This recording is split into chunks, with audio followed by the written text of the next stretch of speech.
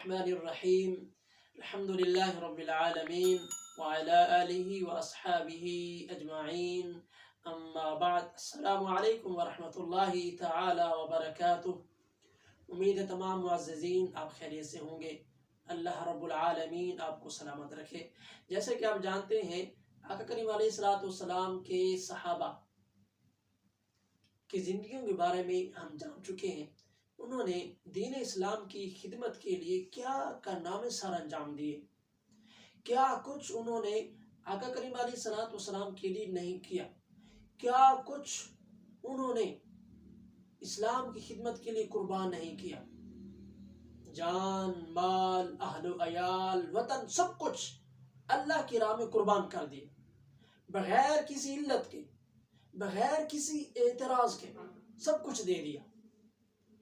تو ہمارا جو مین عنوان ہے وہ ہے حیات صحابہ کی چند جھلکیاں۔ اس وقت جس صحابی رسول علیہ الصلوۃ والسلام کے بارے میں ہم گفتگو کر رہے ہیں وہ صحابی رسول ہیں جلیل القدر سیدنا عبداللہ بن جحش رضی اللہ تعالیٰ عنہ۔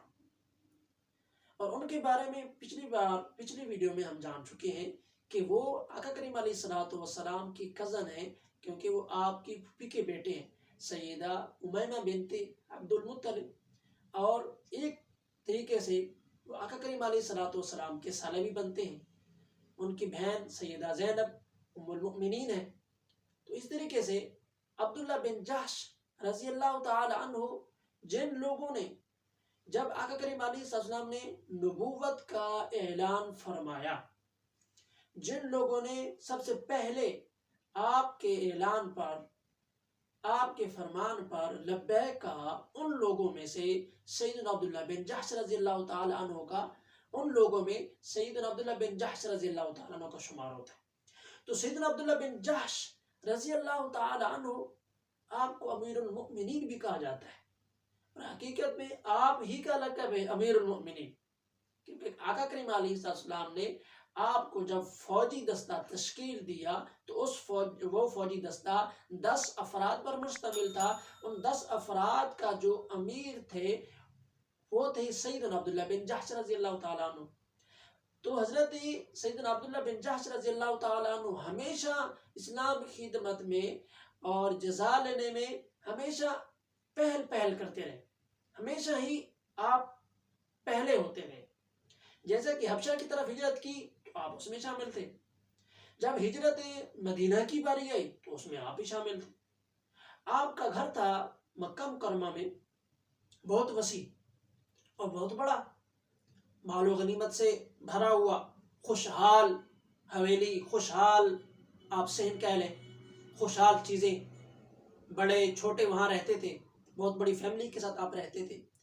لیکن جب حکم ہوا ہجرت کا مکہ سے مدینہ کی طرف تو آپ نے آقا کریم علیہ الصلوۃ والسلام کے فرمان پر لبیک کہا، آپ کے حکم پر لبیک کہا، اپنے اہل و عیال چھوٹے بڑے بوڑھے سب کو لیا اور مکہ سے مدینہ کی طرف چل پڑے۔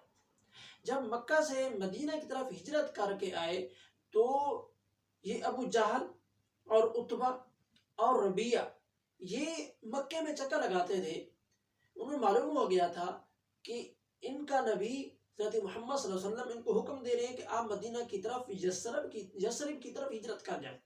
تو کون کون سے لوگ، کون کون مسلمان، کون کون سے گھر والے، کس قبیلے سے لوگ ہجرت کر کے جا چکے ہیں، تو وہ جو گھر خالی دیکھتے تھے تو یہ لوگ ان پر قبضہ کر لیتے تھے۔ تو عتبہ، ربیعہ اور ابو جہل یہ چکر لگا رہے تھے، تو انہوں نے سیدنا عبداللہ بن جحش کا گھر دیکھا خالی، تو ابو جہل نے اس کے اوپر قبضہ کر لیا۔ جب قبضہ کر لیا تو یہ تمام باتیں سیدنا عبداللہ بن جحش رضی اللہ تعالیٰ عنہ تک پہنچی۔ جب یہ باتیں پہنچی کہ ابو جہل نے آپ کے گھر پر اتنا خوبصورت گھر، صحن، باغیچہ، ہر چیز اس پر قبضہ کر لیا گیا ہے، تو آقا کریم کی بارگاہ میں سیدنا عبداللہ بن جحش نے شکایت کی، یا رسول اللہ صلی اللہ علیہ وسلم، ابو جہل نے میرے گھر کے ساتھ یہ کیا ہے، میرے گھر پر قبضہ کر لیا ہے۔ تو آقا کریم ارشاد فرماتے ہیں، الا ترضى یا عبداللہ، کیا تم اس پر راضی نہیں ہو اے عبداللہ؟ کیا تم اس پر راضی نہیں ہو کہ ان یعطیک اللہ بہا دار فی الجنہ، کہ رب العالمین تمہیں جنت میں اس گھر کے بدلے گھر عطا کر دے؟ کیا بہت بڑی بات ہے۔ تو حضرت عبداللہ بن جحش آپ کہتے ہیں بھلا یا رسول اللہ، کیوں نہیں یا رسول اللہ، ضرور۔ آپ علیہ السلام نے ارشاد فرمایا فذالک لک، اور اسی طریقے سے تیرے لیے وہاں جنت میں گھر ہو گیا۔ تو سیدنا عبداللہ بن جحش رضی اللہ تعالی عنہ، وہ عجیب، وہ جلیل و قدر صحابی ہیں کہ جن کا ہر کام باقی صحابہ سے جدا ہے، ہمیشہ ہر کام میں بھی ان کی پہل ہوتی ہے۔ اب بہت سی روایت ملتی ہیں، سیدنا عثمان بن عفان رضی اللہ تعالیٰ عنہ خلیفہ ثالث، آپ نے کئی بار اسلام کے لیے اپنا مال دیا، کیونکہ آپ امیر تھے، بہت بڑے تاجر تھے، تو آپ نے کئی بار آقا کریم علیہ السلام سے جنت میں اس مال کے عوض بشارت حاصل کی۔ جیسا کہ روایت میں آتا ہے کہ مسجد نبوی کی جب توسیع کا معاملہ تھا تو آپ نے زمین خریدی، آقا کریم کے بارگاہ میں دے دی، اور اس طریقے سے جب جہاد پر جانے لگے 10,000 سے زیادہ اور کچھ کی تعداد میں اونٹ بکرے، یہ وہ آپ نے اس کے علاوہ مال بھی جو دیا، تو اس کے بدلے میں آقا کریم علیہ السلام نے ارشاد فرمایا کہ اس کے بدلے میں تمہیں جنت میں گھر دیا جائے گا۔ لیکن سب سے پہلے جس کو جنت میں گھر دیا گیا ہے وہ حضرت عبداللہ بن جحش ہے۔ الا ترضى یا عبداللہ ان یعطیک اللہ بہا دارا فی الجنہ، کیا تو اس پر راضی نہیں ہے عبداللہ کہ رب العالمین تیری اس مکہ والے گھر کے بدلے جس پر ابو لہب نے قبضہ کر لیا ہے، تجھے رب العالمین جنت میں گھر عطا کر دے؟ تو وہ کہتے ہیں یا رسول اللہ، اس سے بڑی اور کیا سعادت ہوگی کہ میں اللہ کی رضا کے لیے وہ گھر چھوڑ کر یثرب آ گیا ہوں۔ جب میں نے آپ کی بارگاہ میں شکایت کی ہے تو آپ بشارت دے رہے ہیں کہ اے عبداللہ، کیا تو اس پر راضی نہیں ہے کہ اس گھر کے بدلے رب العالمین تجھے جنت میں گھر عطا کر دے؟ تو وہ گھر آپ کو عطا کر دیا گیا۔ آنے والے ویڈیو میں جانتے ہیں کہ جب آقا کریم نے آپ کو دستے کا امیر بنا کر بھیجا تو اس میں آپ نے کیا حکم صادر فرمایا تھا؟ حضرت عبداللہ بن جحش اس حکم پر آپ نے کتنا عمل کیا؟